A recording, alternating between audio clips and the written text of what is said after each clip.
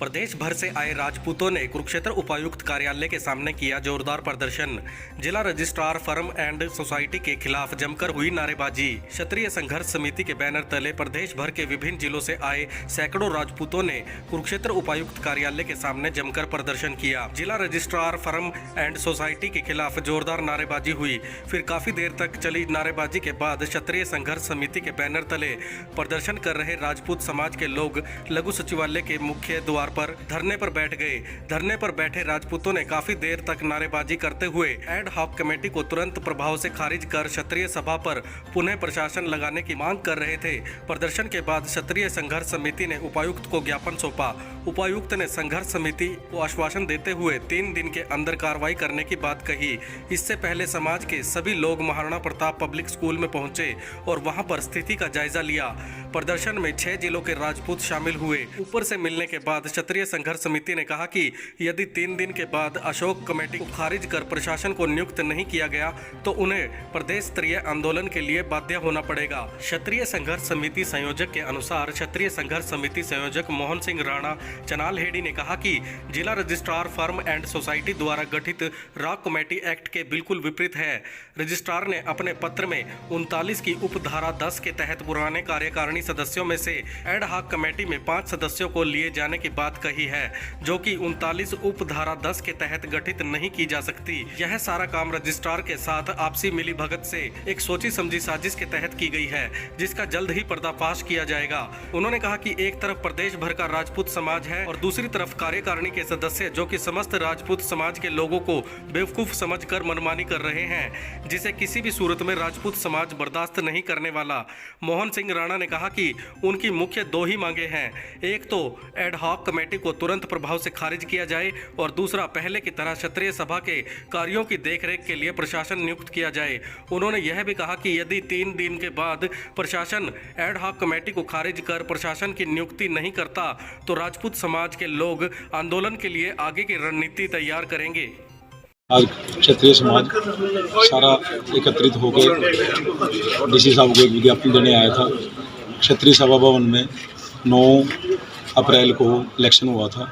Election होने के बाद कुछ षड्यंत्रकारी लोगों ने 4-5 लोगों ने मिलकर डिस्ट्रिक्ट रजिस्ट्रार से और एक एडहॉक कमेटी बनाने का षड्यंत्र रचा और वो षड्यंत्र को अपनी कामयाबी देने में कामयाब हो गए। 2 तारीख को भी हम डीसी साहब के अभी यहाँ आए थे, उनको ये मेमोरेंडम देने के लिए कि समाज के साथ धोखा हो रहा है। सारा समाज आक्रोशित है इस मामले में जो एडहॉक कमेटी बनाई जा रही है, क्योंकि 22 मेंबरी कमेटी जो पहले ऑलरेडी जिसके खिलाफ सारे समाज ने बढ़ चढ़ कर हिस्सा लिया था, आंदोलन किया था, धरने प्रदर्शन किए थे, आज फिर डिस्ट्रिक्ट रजिस्ट्रार की वजह से वही 22 मेंबरी कमेटी में से 5 आदमी अपने आप को मनोनीत करके एडहॉक कमेटी के मालिक बन के स्कूल और सभा के मालिक बन गए हैं।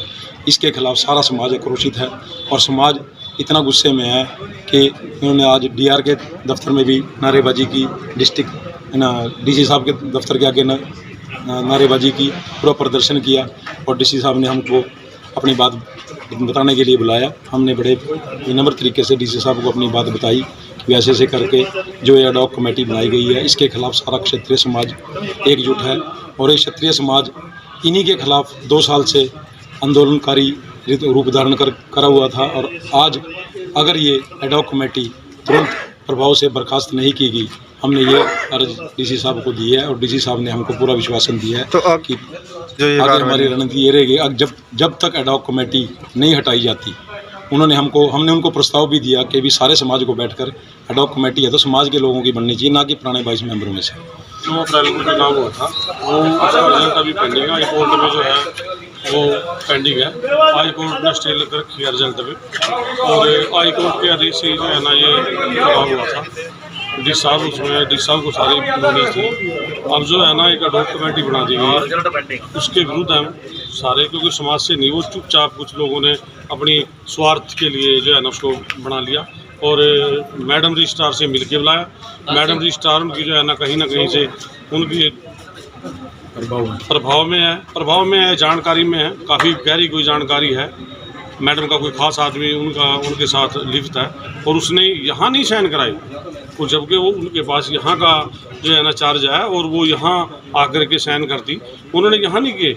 वो इतनी जल्दबाजी में थे, यहाँ से उन्होंने एक एप्लीकेशन दी और उस एप्लीकेशन को करनाल जाकर उनके घर पे रात को ही उस पर साइन करा लिए गए। तो आप इससे लगाओ भी जो रेजिडेंस में जाकर के साइन करा सकते हैं, तो डीआर मैडम का उनसे कितना गहरा संबंध होगा। डीआर मैडम तो दफ्तर में नहीं मिलती, हम आज भी आए थे, आज भी मैडम नहीं मिली, 2 तारीख को आए थे तब नहीं मिली थी। तो आज जो है ना और उनके साथ वो जो है ना घर बुला के उन्होंने साइन कर दी और कमेटी बना दी। तो ये सारा जो देखते हैं हम सारा शक की दायरे में जाती है और जब तक रिजल्ट आउट नहीं होता हम चाहते हैं कि वहाँ प्रशासनिक अधिकारी लगा रहे जो आज लगा हुआ है और वही कंटिन्यू रहे। और अगर डी साहब ने हमें जो है ना 2 दिन का टाइम दिया है कि मैं इसमें सोचता हूँ, अगर 2 दिन बाद भी कोई संज्ञान नहीं लिया गया फिर हम उग्र प्रदर्शन करेंगे और वो सारे प्रदर्शन की जिम्मेवारी प्रशासन की होगी। और जो भी उल्टा सीधा कोई काम हो गया प्रशासन खुद उसके बारे में जिम्मेदार होगा, हम बिल्कुल जिम्मेवार नहीं होंगे।